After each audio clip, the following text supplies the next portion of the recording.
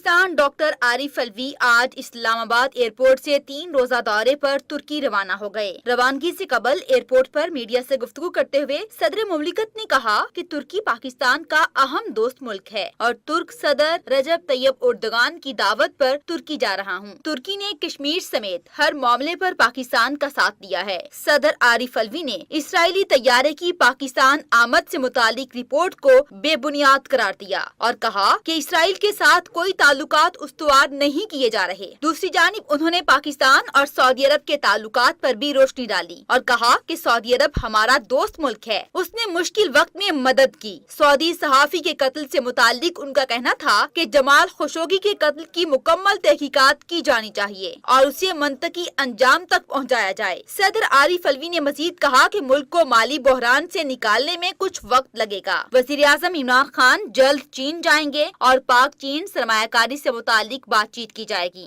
एक सवाल के जवाब में उनका कहना था कि सिंध में गवर्नर राज की खबरों में सदाकत नहीं है। सिंध की तरक्की के लिए हुकूमत के साथ ताउन करेंगे।